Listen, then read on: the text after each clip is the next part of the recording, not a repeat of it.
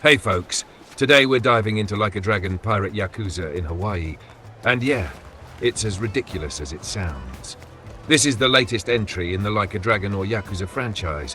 And if you ever thought, what if Majima became a pirate? Well, RGG Studios apparently thought the same thing. Now, if you're familiar with this series, you know what you're in for. Crazy action, heartfelt drama, and some of the weirdest side quests in gaming. But this one takes things to a whole new level. It's got ship combat, sword fights, treasure hunting, and even farming. Yeah, farming. So should you pick this one up? Well, let's break it down before you buy. Alright, let's talk about the story. This is actually the first time Majima takes center stage as the main protagonist in a Like a Dragon game. And honestly, it's about time. If anyone was going to wake up one day, somehow accidentally become a pirate and just roll with it, it's him. The game takes place in a fictionalized version of Hawaii, and Majima and his ragtag crew find themselves in the middle of a chaotic adventure. There's betrayal, revenge, and some classic over-the-top Yakuza-style drama, but at the same time, it never takes itself too seriously. You'll go from intense sword fights to fishing competitions in the span of 10 minutes. And honestly, that's peak Like a Dragon energy. The first chapter is like an hour and a half long. Chapter 2, almost 5 hours, so expect some uneven pacing throughout. Pirate Yakuza in Hawaii ditches the turn-based combat from Like a Dragon and Infinite Wealth and goes back to the fast-paced action combat from the older games. And let me tell you, this is the best it's ever felt. Majima has multiple fighting styles, and the standout is the new swashbuckler style, which lets him go full-on pirate. It's fast, flashy, and lets you juggle enemies in the air like a Tekken match. You can also dual-wield swords, throw daggers, and pull off some insane combos. The combat is smooth, stylish, and just ridiculously fun. And for those who love variety, don't worry. There are plenty of other weapons to play with, including pistols, muskets, and even a freaking rocket launcher, because why not? One of the biggest additions to this game is naval combat.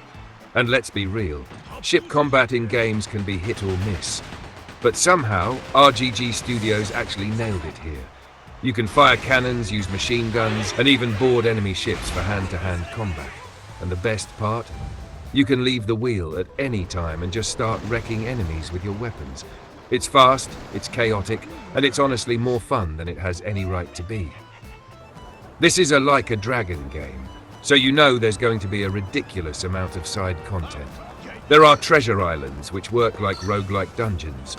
There's an animal farm where you can collect and care for creatures. And of course, the series' signature sub-stories, which are somehow even weirder than usual. And yes, the arcade is back. You can play classic Sega games, and for the long-time fans out there, 24-Hour Cinderella makes a return in karaoke mode. You're welcome. Some daytime scenes look overly bright, almost blown out, even after adjusting brightness and HDR settings. Nighttime and ocean environments look much better, with impressive reflections and atmospheric effects. Character models and animations remain solid, but textures in some areas appear blurry or pixelated. Compared to Like a Dragon, Infinite Wealth, this game feels like a slight step backward in visual polish. Hopefully, future patches will fix some of these lighting and texture issues. Final thoughts, should you buy it? Like a Dragon Pirate Yakuza in Hawaii is one of the most fun, over-the-top entries in the franchise. The combat is at its best, bringing back fast-paced action with even crazier combos and the new swashbuckler style. Naval combat is shockingly great, adding a whole new dynamic to the game. Tons of side content, including treasure islands, hilarious sub-stories, and returning minigames. Graphics and lighting could use some improvements, but it doesn't ruin the experience. If you're a long-time fan, this is a must-play. If you're new, you might still have fun, but you'll appreciate it more if you've played previous games. Not the best entry point for new players. While Majima has amnesia, the game still assumes you know the franchise. Graphics feel outdated. The Dragon engine is showing its age, with overly bright lighting and blurry textures. Uneven pacing. Some chapters fly by, while others stretch out longer than expected.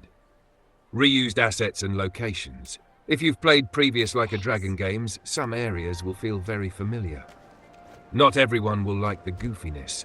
If you prefer the serious tone of earlier Yakuza games, this might be too wacky for you. If you love the Like a Dragon series and want a fresh, crazy adventure, go for it. If you're new or unsure about the over-the-top style, maybe wait for a sale.